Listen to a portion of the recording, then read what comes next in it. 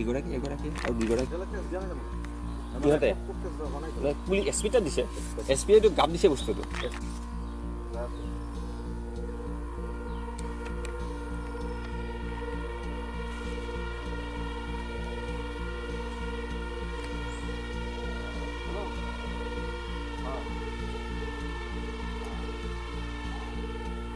আপুনি পৰিয়ালটোৰ সৈতে এই প্ৰপাৰ্টিতে দি আছে মহিলাসকলে প্ৰটেক্ট কৰা আছে আইন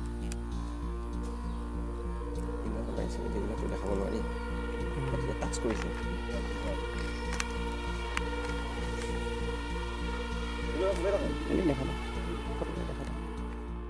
বুঢ়া থানাৰ আপোনাৰ এইটো এটা আপোনাৰ 6/9/2019 তাৰিখে এটা কিডনেপিং কেছ ৰিপৰ্ট হৈছিলে এগৰাকী 19 বছৰীয়া ছোৱালী কৰিশ্মা কুমাৰ বুলি তেখেতৰ ককাইকে আহি কমপ্লেইন দিছিলে আৰু কমপ্লেইনত এটা উল্লেখ কৰিছিলে যে এজন ৰুফুল আলী বুলি এজন ল'ৰা আছে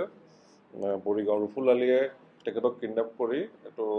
অজ্ঞাত স্থানত ৰখা বুলি এটা কমপ্লেইন দিছিলে কেছ হৈছে তদন্ত ক্ৰমত আমি গম পোৱা গ'ল যে ছোৱালীজনীক তেওঁলোকে গুৱাহাটীৰ 6 মাইলৰ আণ্ডাৰত ৰুফুল আলীৰ বায়েক এগৰাকী আছে মিনুৱাৰা বেগমৰ ঘৰত গোপনে ৰখা বুলি গম পোৱা গ'ল আৰু সেইমৰ্মে আমাৰ লোকেল থানাৰ আমাৰ ভাৰপ্ৰাপ্ত বিষয়াই গৈ ৰেড কৰিলে ৰাতিপুৱাৰ সময়ত তেখেতৰ ঘৰত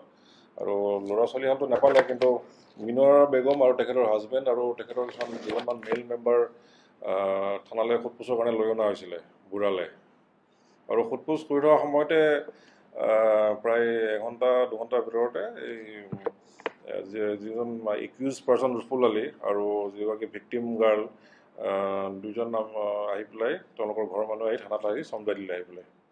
আৰু সেইমৰ্মে আমাৰ ৰুফুল আলীক এৰেষ্ট কৰা হ'ল আৰু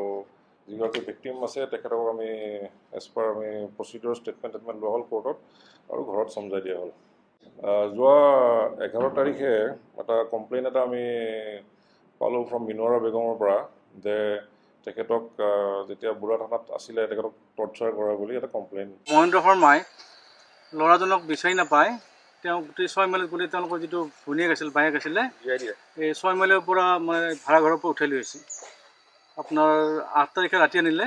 এই 8 তাৰিখে গোটেই ৰাতিটো তেওঁলোকক এই কানি কাপোৰ খুলি মানে উলংঘ কৰি গোটেই ৰাতিটো লাঠিৰে কোবাই মানে প্ৰহাৰ কৰে আৰু তেওঁলোকৰ গুপ্তাংগত স্পৰ্শ কৰে মহেন্দ্ৰ শৰ্মাই